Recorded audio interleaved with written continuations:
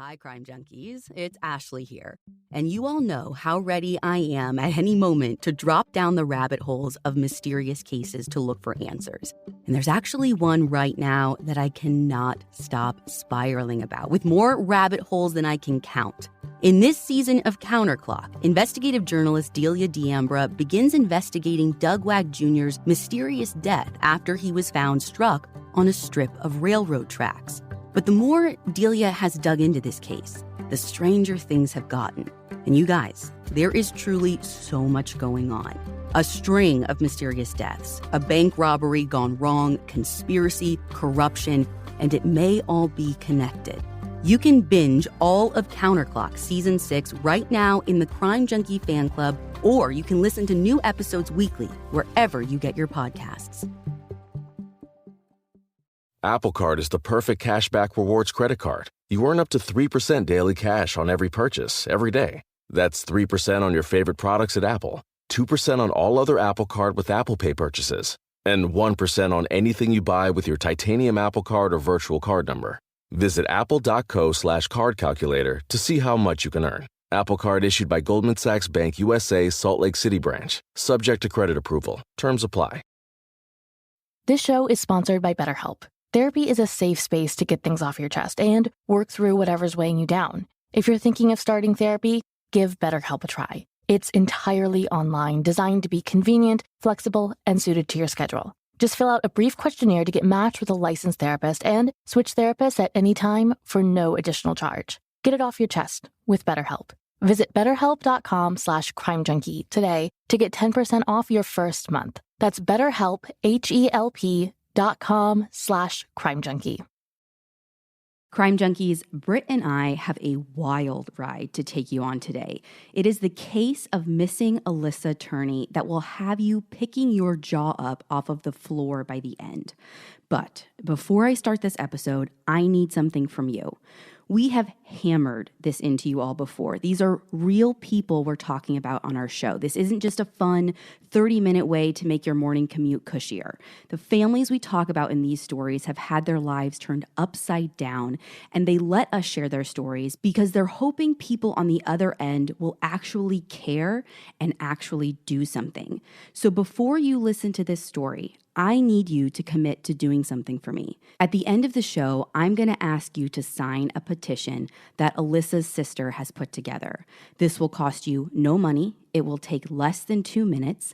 And this past week was Thanksgiving, and I'm sure most of you got to spend time with your family. But Alissa's family has been torn apart by her disappearance.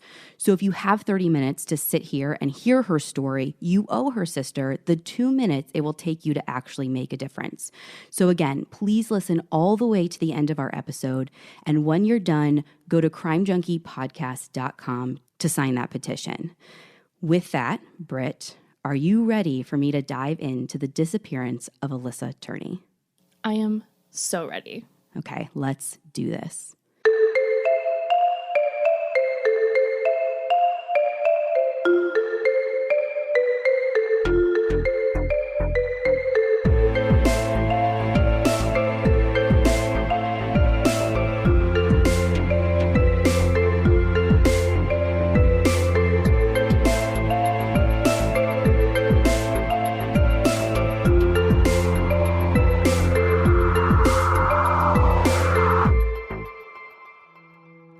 I want to take you all the way back to a time that is particularly nostalgic for me.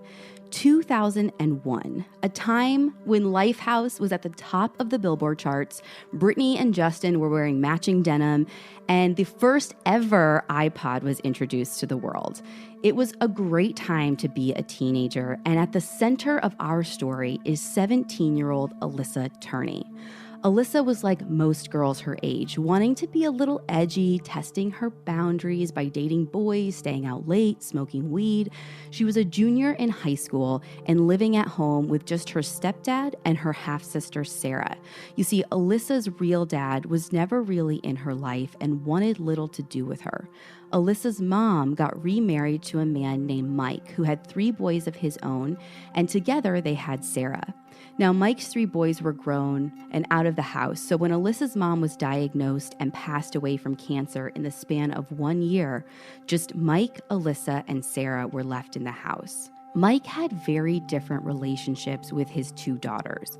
With Sarah, he was the fun-loving, cool dad that let her get away with anything. He would buy her and her friends beer. He not only allowed her to skip school, but he actually encouraged it. With Alissa, on the other hand, he was like a completely different person. He monitored her every move. He would often follow her, like when she would go to work, he would sit outside of her work to make sure she was there. He monitored her attendance, how she was doing in school, who she was hanging out with, and he would often come down on her for drinking and smoking weed. Mike used to tell Sarah that this was because Alissa was naive and reckless, that she needed more guidance because she was susceptible to falling in with the wrong crowds, and he thought Sarah didn't need that because she was a good kid and Alissa just wasn't.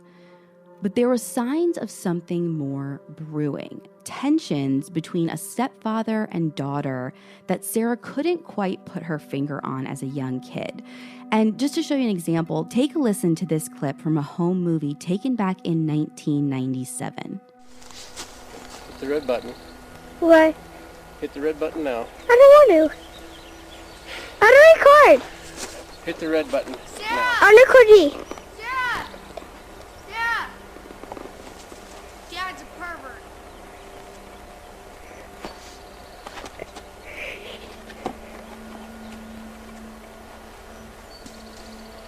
Sir, give me the camera now.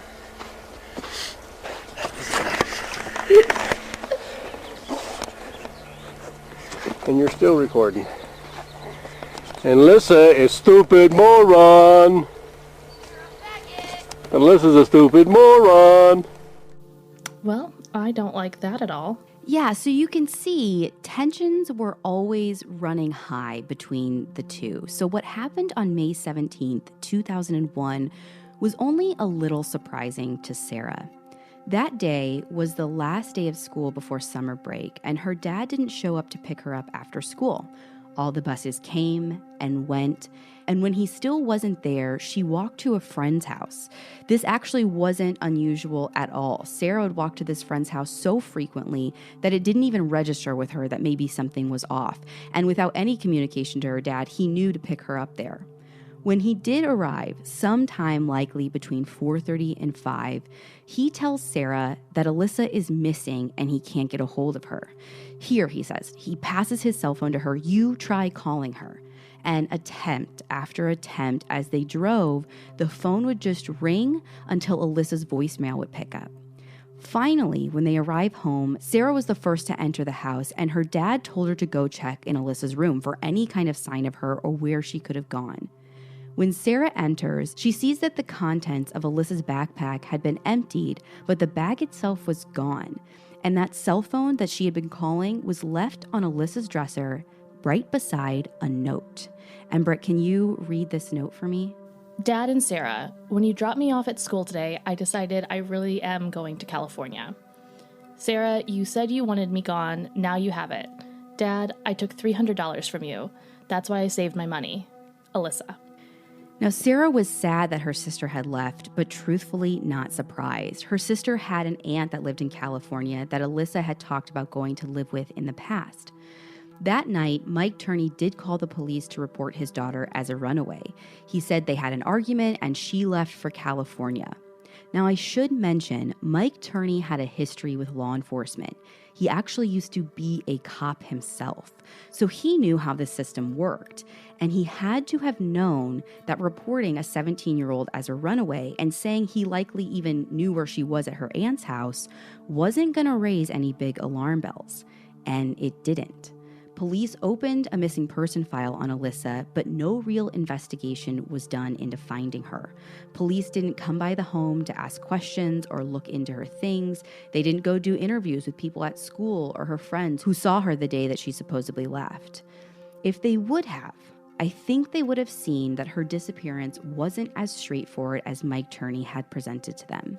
About a week after Alissa supposedly left, Mike reports to police that he got a call from her. very early in the morning and a call where he said that she just cursed at him and blamed him for the reason she left. Alissa told him she was in California and would never be coming home. Did police verify that this call even happened? No, so I think they were just taking Mike at his word. Remember, they didn't really even do an investigation, and this was just even more proof to them that she was in California because he said she was in California. But for some reason, Mike wanted them to have proof of this call. Mike was a very litigious man, so he ended up suing AT&T for the phone records, and he was able to prove that there was actually an incoming call from California to his home in the very early morning hours on that day. This call would be the last time Mike or anyone was contacted by Alissa. In all the time after her disappearance, she never once contacted her family and never once contacted her friends or her boyfriend. What about the aunt that she supposedly went to live with? Did she actually have her? I'm guessing no. So she had the aunt in California, but she never contacted her as well. And it's super interesting, I think, because Sarah said that there actually was talk of her going to live with this aunt shortly before her disappearance. Her dad and Alissa could not get along, and he said, you know what, if you don't want to be here so bad, go live with her. And Alissa was kind of warming up to the idea. And here is Alissa's sister, Sarah, on a 2020 special saying where she thought Alissa might have been. Until I'm shown evidence otherwise, she's on the beach sipping margaritas, living a brand new life. You know, that's the way I want to think of her. I won't let myself think negatively without evidence. So pretty much all of her family thought that she was a runaway too, right? Well, for a while, until Mike started to convince them that maybe something more sinister had happened. And here's where things, in my opinion, start to get a little hinky. And it's only something we can now see from the outside looking in 17 years later, because at the time, everyone else was too close to the situation to see the forest through the trees. Mike told the family and those closest to Alissa that he thought something terrible had happened to her. He said that yes, she had left, but after some time, he thought someone had been following her or somehow harm had come to her along the way. He stressed to the family that he had reported her missing to the police and they weren't willing to do anything, so he was the one that had to be Alissa's champion. He said he was the only one who cared, he was the only one who was looking for her, and Sarah said in the weeks following Alissa's disappearance, her dad would make frequent trips to California, driving in the areas they were familiar with, driving in the areas where he got that phone call, looking for Alissa and passing around her missing person flyer. So he's telling the police that she's a runaway and the family that something bad has happened to her. Did he tell the police that something bad happened to her? No, he never said anything different to the police. There's this huge contradiction. He has convinced the family that something bad has happened to her and that the police are doing nothing about it. But at the same time, the only story he's ever given to police is that she has run away and I probably know where she is, so it's not a big deal. What about that call? We know he got a call in the early morning hours from California. Right. So that's actually something that I thought about for a long time. And for a long time, like I said, people took him at his word. He had this proof from AT&T that a call came in from, I think it was like River County, California. Yeah. But when you think about it, the call came like a week after she went missing. And in the week between the time she did go missing and he got that call is when Sarah said that he was doing a lot of traveling to California to supposedly look for Alissa. If for some reason he had something to do with it, how hard would it have been if he hired somebody to make a phone call from a payphone? Now that you mention it, it's totally possible. Or even, going even further on a ledge, he could have left something somewhere, called someone and said, he has contacts there at that point. It's more than just a coincidence. Exactly. And if we had any kind of recording of the phone call, that would help. But we will get to that later. Unfortunately, Alissa's case went cold for many years, and for many years, it was the same story. The family believing that Alissa had left, and if you believe Mike, then thinking that some harm had actually come to her. And the police probably not even knowing Alissa's name as her missing person file got further and further back in a stack of cold cases never being looked at because no one was calling to remind them. Not that the family didn't care, but they had Mike telling them all along that he was pushing police and he was being her champion but getting no cooperation.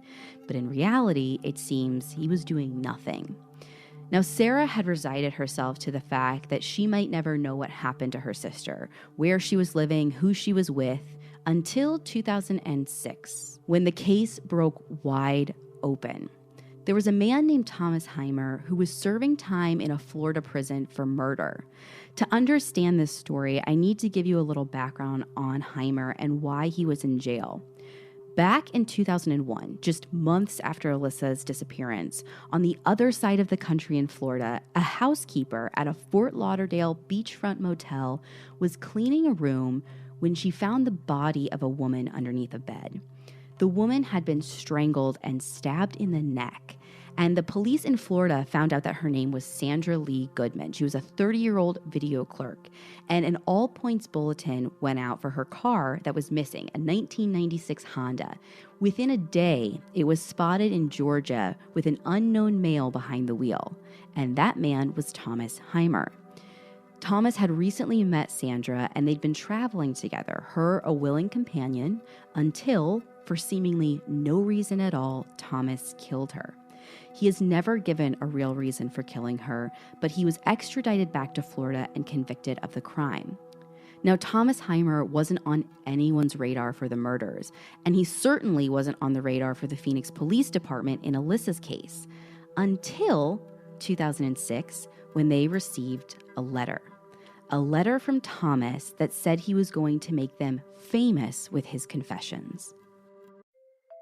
The evidence keeps pouring in. At this point, the facts are undeniable. It's an open and shut case. Monopoly Go is the most fun you can have in a mobile game. Everyone is still talking about Monopoly Go for a good reason. It is an absolute hit. Millions of people pass Go every day because this game is always bringing something new to the table, like countless crazy tournaments you can join with your friends as partners or teams, or timed events offering bonuses like massive multipliers or rent frenzies to help you get huge rewards. And there's so many rewards to discover. Rare stickers you can trade with friends to complete albums, delightful emojis to taunt people with when you raid their riches, unique playing pieces, and so much more. The verdict is in. With Monopoly Go, there's something new to discover every time you play. So don't miss out. Go download it now free on the App Store and Google Play. Looking to save on delivery? DashPass from DoorDash is your door to $0 delivery fees and savings you can't get anywhere else. DashPass is an exclusive membership from DoorDash that gets you unlimited $0 delivery fees on eligible orders and members-only deals and discounts. Whether it's food from your favorite restaurants, groceries from across town, or anything in between, DashPass is the most affordable way to get everything you need delivered right to your door. DashPass basically pays for itself in 2 orders on average. Plus, DashPass gives you special access to exclusive promotions and menu items, all for only $9.99 a month. Get more from delivery for less with DashPass. $0 delivery fees and reduced service fees on eligible DoorDash orders. Sign up for DashPass today and get your first 30 days free if you're a new member. Subject to change. Terms apply. When police got this letter, they looked through their files. Who is Alissa Turney? Could this guy be legit? They dusted off their files and took a photo of Alissa with them to Florida to talk to this guy. They put together a photo lineup of girls about Alissa's age, asking him which one was the girl that he knew. And sure enough, he picks out Alissa right away. He says that Alissa did in fact run away, and they had connected, did drugs together, hooked up, until he accidentally killed her during a sexual act and disposed of her body. Now, this was a chilling lead to police, but they needed to verify it. For the first time in 7 years, these detectives were going to investigate Alissa's case and talk to people in her life to see if perhaps they had found the answers to what really happened. However, it didn't take a lot of looking before they realized that Heimer's story, it just wasn't adding up. Heimer said that Alissa was a heroin addict, but when police tried to verify this, no, she wasn't. One of the lead detectives back in 2006 said that being a heroin addict isn't something that you can hide from your friends and family. There wasn't a single person in Alissa's life who said that she did hard drugs. So this didn't match up. He's like, that's not something you can hide. Secondly, Heimer gave details about his sexual encounters with Alissa, and he said that she had some very weird sexual tendencies, which he shared with police. Again, they go back and try and verify this. They talk to Alissa's boyfriend, the one she was actually dating right before she went missing, and he said absolutely not. None of what this guy is saying is true about her sexual preferences. So it doesn't take long before investigators realize that Heimer is just conning them. But if he isn't telling the truth, they thought, then where is Alissa? In trying to verify his story, they had been talking to her friends and her family, and in 7 years, this teen runaway had made contact with no one. She had $1,800 in her bank account at the time she supposedly left, and in the time that she had been gone, all of those years touched none of it. Which doesn't add up to the note that she left. Exactly. She said in the note that she had actually taken $300 from her dad, and that's why she'd been saving her money. So she takes $300, she steals $300, but doesn't take the $1,800 she had sitting in her account that she had immediate access to. That she acknowledges she was saving for this very reason. Exactly. Like, things are not adding up. Her social security number had never been used. She never had a job. She never went to school after her junior year. It starts becoming painfully clear. This was not a runaway case. Something had happened to Alissa. With 7 years between the investigators and fresh leads, the detectives now had to start their case from scratch, hoping people's memories of Alissa were still intact and hoping they could find some physical evidence of what happened to her. As they interview those closest to Alissa, a new picture starts to emerge of May 17th, 2001. Like I said, it was her very last day before summer break, but for the first time, investigators find out, Alissa didn't stay in school the whole day. Mike tells police that he actually picked her up early that day, sometime between 11 and 12. Because police are finding out about this 7 years later, those school attendance records don't exist anymore. But Alissa's boyfriend, John, who was interviewed, confirms that she had come into his shop class to say goodbye and tell him that she was leaving school, but she would see him later that night at an end-of-the-year party. Wait. We gotta back up. You just laid a lot out. So she tells her boyfriend she'll see him later that night. Right. And not just her boyfriend. Apparently, when they talked to all of her friends, she'd been telling all of them that she was going to be at this end of the year school party. Okay, so I get that she wouldn't tell her parents that she's running away, or your family or whatever. Mm-hmm. You want to keep that hidden because you're running away. Yeah, that's the whole point. Yeah. But you don't make plans with other people for that night, especially like with your boyfriend. Especially with your boyfriend. Like, at 17, your 17-year-old boyfriend is like your whole world. You know what I mean? Like, I married mine. You literally did. They had a really great relationship. Like, it's actually like touching and a little bit heartbreaking because for a long time after this, John didn't date. Like, he was so in love. He thought they were going to have a future. They were going to get married and have kids. It was like he lost his person. He did. And so for her to run away, it's not something that she wouldn't even tell him. You know what I mean? Like, of all people in the world, you're right. He was her person. And she's telling him, yeah, I'm leaving, but I'm going to see you in a little bit. Okay, so we can move past that. But let's go back to her stepdad picked her up early. Did we know that? No, that is totally new information, brand new to police, and get this, in all of the years Alissa was missing, he never mentioned this to anyone in the family. And they didn't even find out about it when police did. They didn't find out until after ABC did a 2020 special on Alissa's case years later. And it's when they watched it, when like her aunts and her brothers and her sister found out that the day she went missing, she didn't come home from school like a normal day. The day she went missing, her dad, for some unknown reason, picked her up early. Just out of curiosity, do we know that he brought her home? So the short answer is no. We don't have any proof that he brought her home. other than that note that she left. Now, according to Michael Turney's story, he said that he just picked her up to go get lunch. Then he does say that he brought her home. And he said it's when they got home that they get into a fight again about like normal house rules. Alissa said she was tired of following them. And Mike did the dad thing, like, as long as you live under my roof, you're going to follow my rules. Gosh. According to him, like, they did come home. They have this fight. And then he says she freaks out, goes into her room. And then he went to run errands and then eventually picked up Sarah. And that's when they arrive home and find Alissa missing. Police are suspicious of Mike's story, but they have little to go on. They think there's likely no physical evidence of anything because it's been 7 years. But they get lucky. And they find out that Mike was not only a very litigious man, like I had said, but he was a very paranoid man. A man who wanted everything documented, everything recorded. And they find that for almost 20 years, Mike had been passively recording every incoming and outgoing phone call on his home line. Oh my God. He also had cameras recording everything outside his home.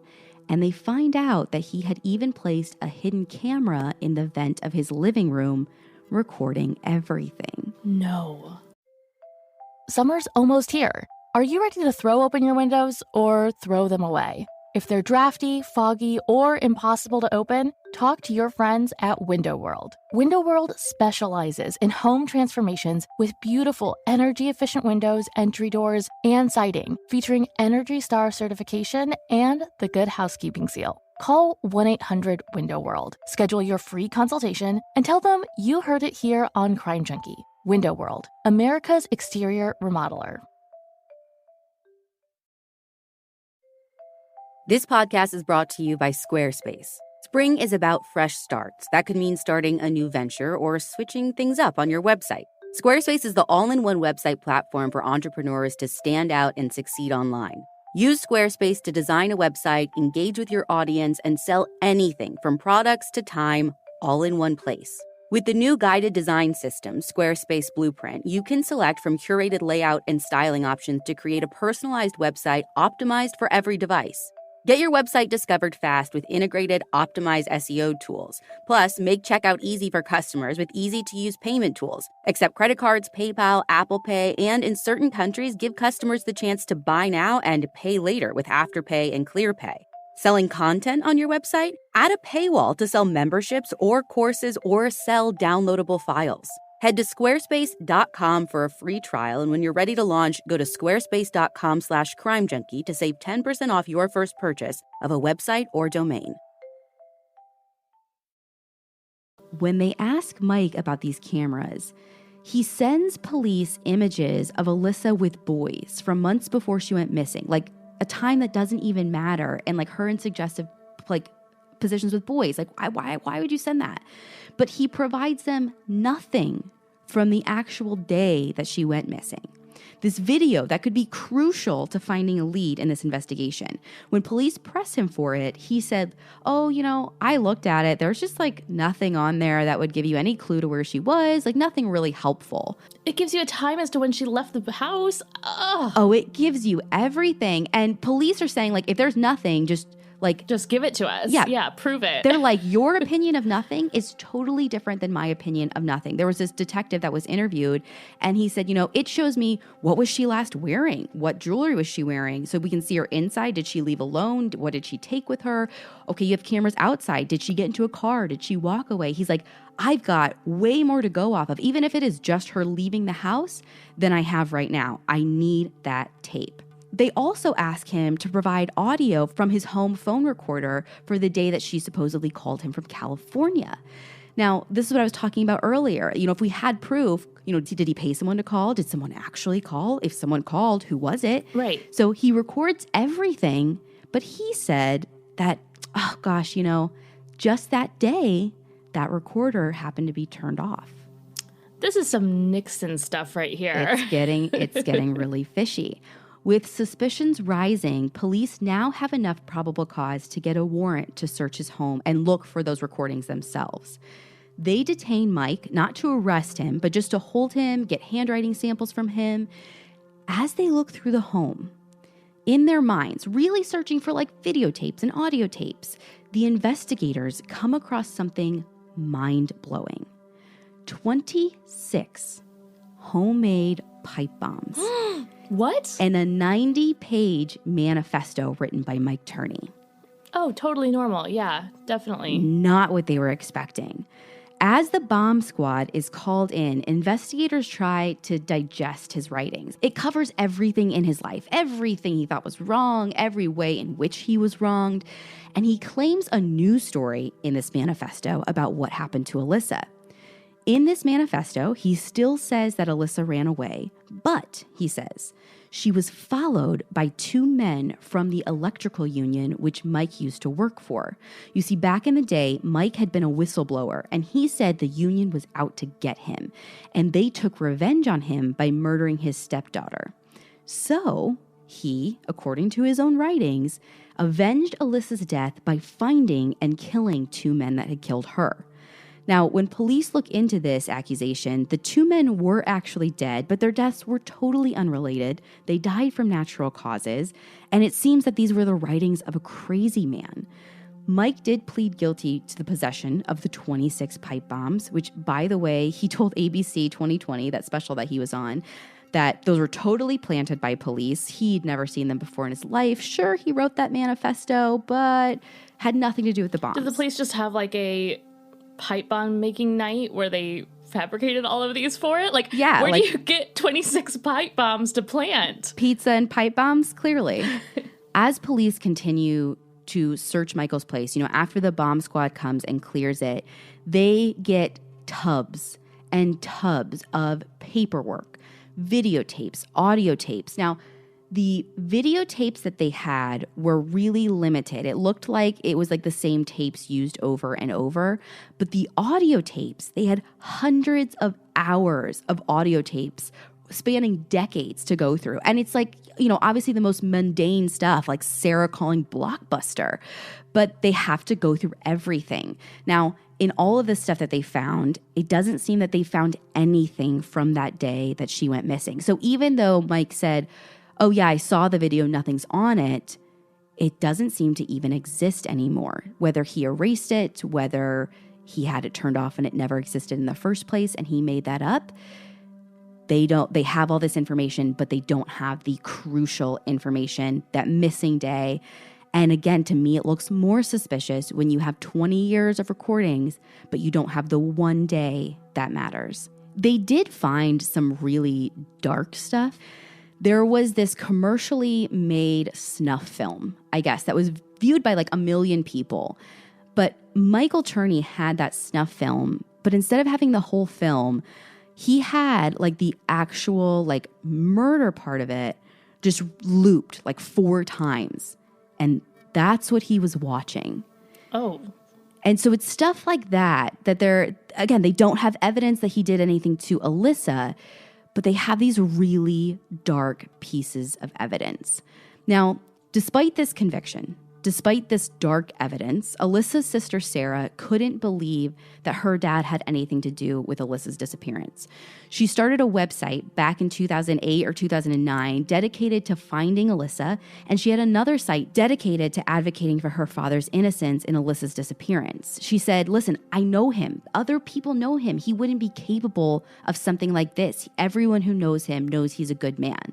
And here's her again from that same 2020 special. The public makes him look, horrible on the news. It's not him. Everyone who knows my dad is shocked. I mean, I guess it's kind of what you have to tell yourself. Well, that 2020 special came out years ago, and a lot can change in just a few years. Hi, Sarah. Does any part of you now think that maybe she could have run away? No, there's zero part of me that thinks she could have run away.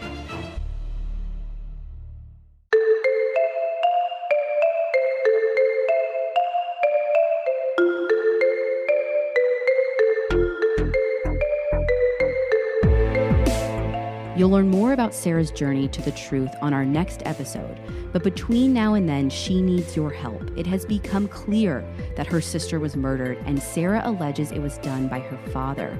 She's asking that all of our listeners sign a petition to get the attention of the state prosecutor. She needs 500,000 signatures to even get noticed. I know our listeners can put a big dent in that. Like I said, if you had 30 minutes to listen to this episode, you owe Sarah the 2 minutes it takes to sign the petition. You can find that by going to our website, crimejunkiepodcast.com, click on the episodes link, and find the blog posted Missing Alissa Turney.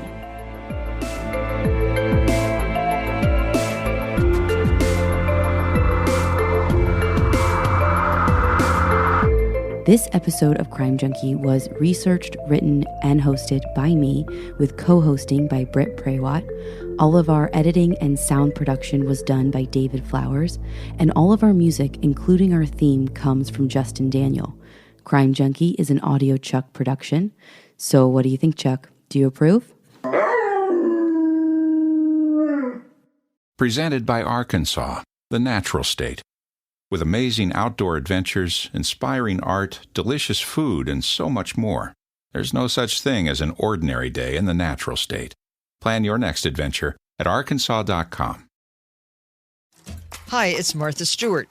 You know, I spend a lot of time thinking about dirt. At 3 a.m., at all hours of the day, really. What people don't know is that not all dirt is the same. You need dirt with the right kind of nutrients. New Miracle Grow organic raised bed and garden soil is so dense, so full of nutrient-rich, high-quality ingredients. Miracle Grow is simply the best.